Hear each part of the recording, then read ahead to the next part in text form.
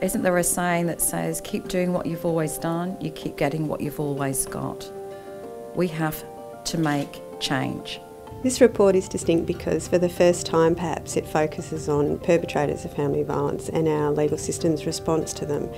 But it also is distinct because it highlights a range of opportunities that exist now to improve the way the legal system interacts with those perpetrators. For too long, perpetrators of family violence have been in the shadows, and we need to bring them out of the shadows and put the spotlight firmly on perpetrators. The cost of family violence on our community is astronomical. 1 in 3 women, I think the statistics are affected by family violence. We're seeing on average 2 women in Australia die each week as a direct result of family violence, and the cost on our health system is untold.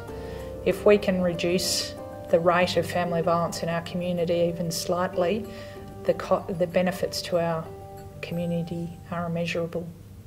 Violence exists in a multiplicity of ways. Intimate partner violence is particularly insidious. It's the ultimate betrayal of trust, and having professionals operate in a system that's fair and accountable in a way that doesn't unwittingly condone or be complicit in violence supporting attitudes is vital. Lawyers have a really important role to play, particularly if they're properly trained about family violence.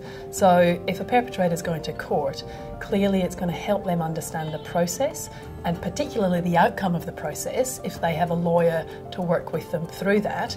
If we're talking about an intervention order matter, really an intervention order isn't going to have much effect if the perpetrator doesn't know what it means.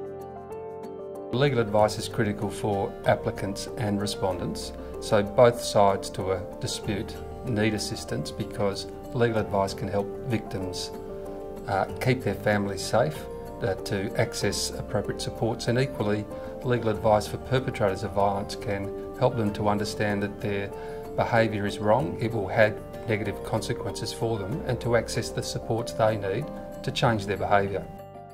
Men who come in contact with the system aren't then followed up, so we don't have the courts playing a role where his actions and his activities are being monitored. Well, our report steps out a range of initiatives that exist already and ways that the justice system can interact more effectively, whether it be police having the capacity to refer perpetrators to mental health or alcohol treatment programs, to crisis accommodation, which is a really, really big issue, through to the importance of that initial contact a perpetrator has at court. Often it's the first time that a perpetrator has been asked about not only about his violence, but his experiences or life overall. So that initial contact is really important. It's also really important in terms of the messages that he receives from his lawyer, from support workers, and most importantly from the magistrate. So the report talks about that crucial opportunity that contact with the court provides. Look, I think there needs to be a range of interventions, whether it be by police, by the courts or by corrections. Those interventions have to take place early and often to make it quite clear to perpetrators of family violence that their behaviour is totally unacceptable. What the report's saying is that at every point at which men connect with the system, we're utilising that as a means of connecting him into programs. We're using that to gather information that's relevant to risk and risk management. And the system is looking at ways in which he might be able to feel the consequences of his choices, as opposed to women having to feel those consequences. If that magistrate knows what he's said on past occasions and can remind him of that, he's then accountable. And if he's coming back repeatedly and building up some sort of rapport with that magistrate, that can have a very therapeutic effect. Corrections has a really key role to play in perpetrator accountability. So corrections have a role to make sure that everyone they come into contact with is assessed for risk of family violence or a history of family violence. That everyone who's suitable is provided with family violence programs programs and treatment to prevent family violence in the future. And also corrections has a role in working with other people and services who are working in the area, for working with women's support services and other family violence agencies to try and make sure they're part of an integrated response that actually supports victims and holds perpetrators to account. Look, we have a group of men in our community who, because of their behaviour, cost us. So cost us in relation to the rates of homelessness. So family violence is cited as a factor of 44% of Victoria's homelessness. It costs us in relation to harm to children.